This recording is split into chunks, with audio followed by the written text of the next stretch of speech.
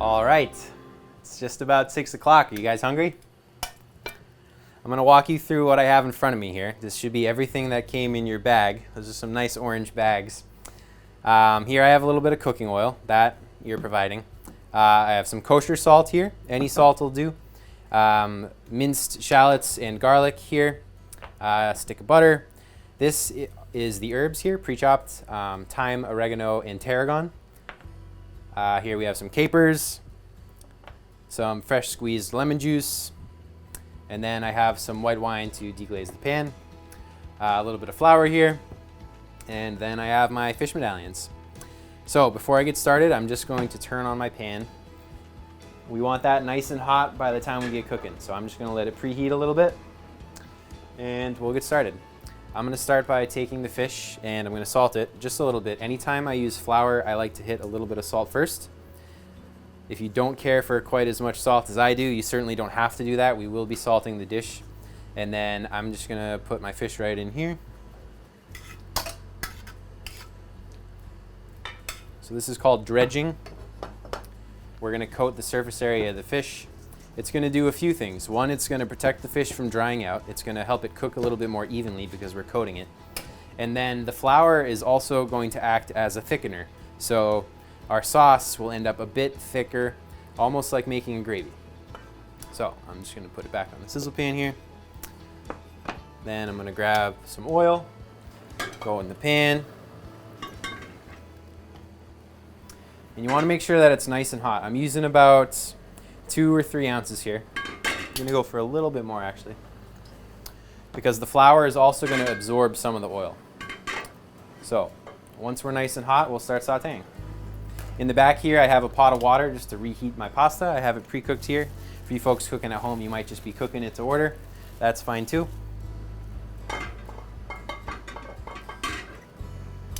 If you look closely at the oil when you're heating a pan, eventually it'll start to what's called shimmer, where it'll actually create its own little convection current inside the oil, and you'll be able to see it moving around a little bit. So you should be just getting there. Really important when you're taking your fish, you want to shake off any excess flour. So that's why I used the basket over there. If you put too much flour in, the flour is actually gonna shake off and stick to the pan, and then you're gonna burn the flour before your fish is fully cooked, and we want to avoid that if we can. So I'm gonna start putting it in.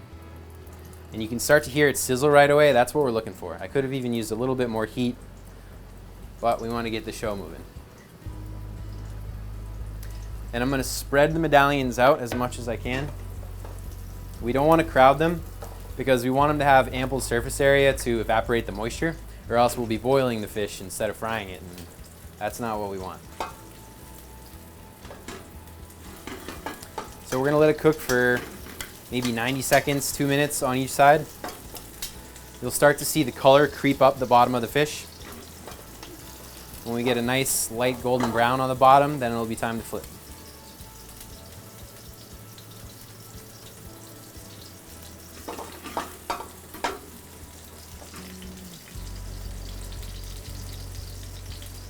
The hotter your pan is when it starts out, the faster this part goes.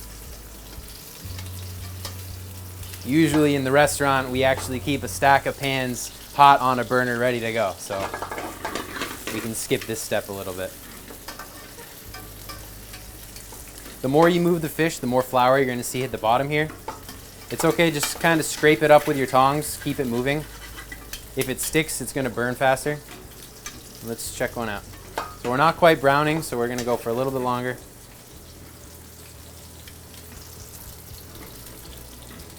Finding the hottest spot on that burner there. All right, I'm gonna start flipping here.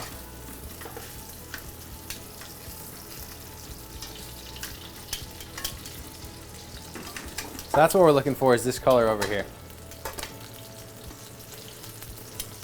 But now I flipped it, I can't touch it too much, so we're just gonna let it cook for a few seconds.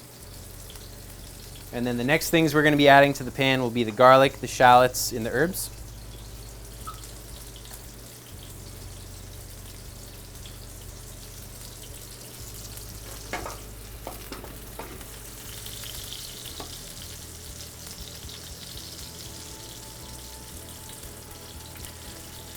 So if you can see here, we're starting to brown that flour. Browning is a chemical process that adds a lot more flavor to the dish.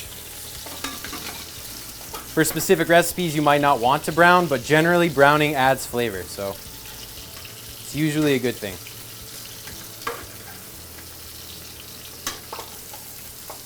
All right, I'm going to start to add the onions here, the garlic and the shallots. Shallots usually take a little bit longer to burn, so you generally want to add those first. Garlic burns much faster, so we add that second. Good little pinch there. And then the herbs.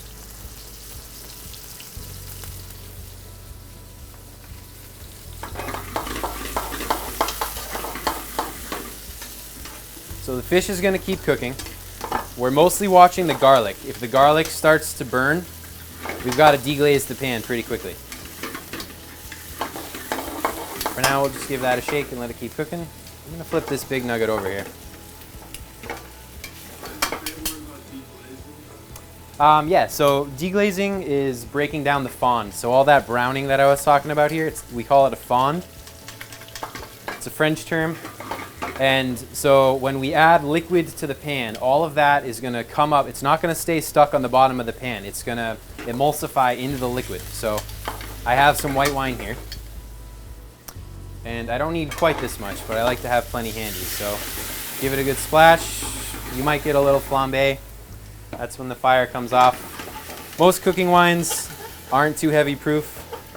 You shouldn't have to worry about that too much. And then you can take your tongs and just kind of scrape around, or a wooden spoon, whatever you're using. Try to scrape up as much of that fond as you can.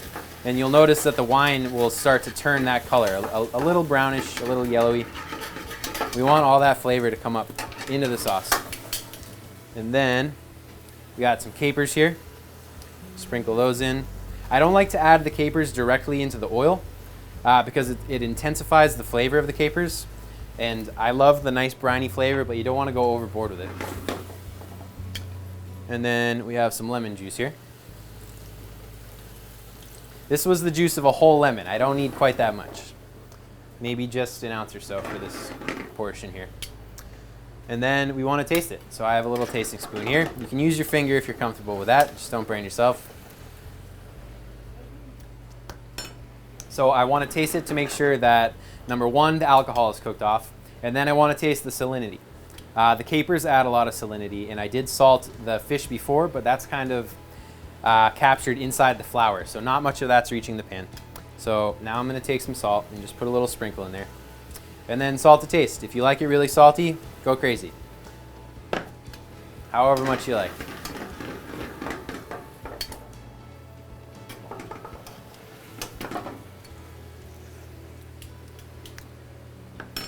It should taste pretty salty. It should taste strong, salty, lemony. You should taste the brine from the capers as well. And now we're just sort of letting this sauce reduce a little. And you should be able to notice that it's thickening.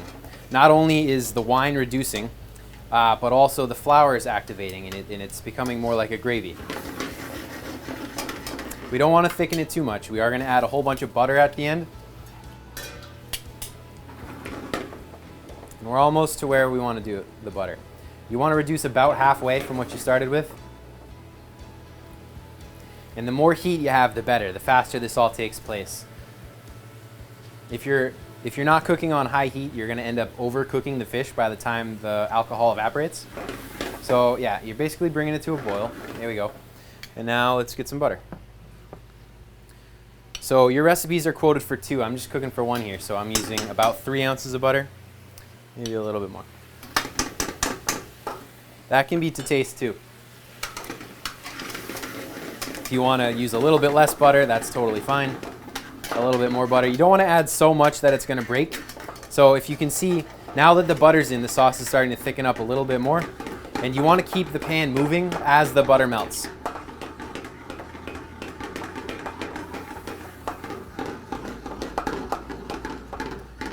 If you just put the butter in there and leave it alone, it might separate out, and you don't want that. You want the whole sauce to stay nice and emulsified, nice and thick.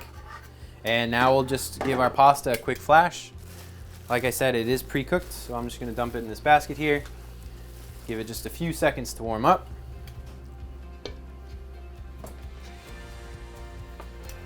Nice plate here. And then if you want to shift all your protein to one side of the plate, you can kind of drip the sauce that way, and we'll put the pasta right there.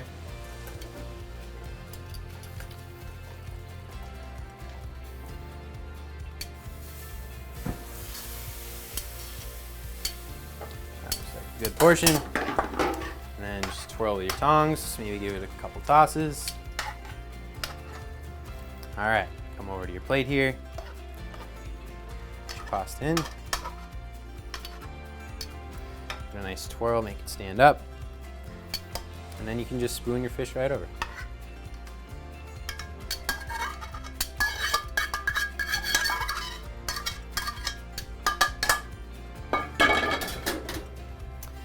A little bit of the reserved herbs for garnish.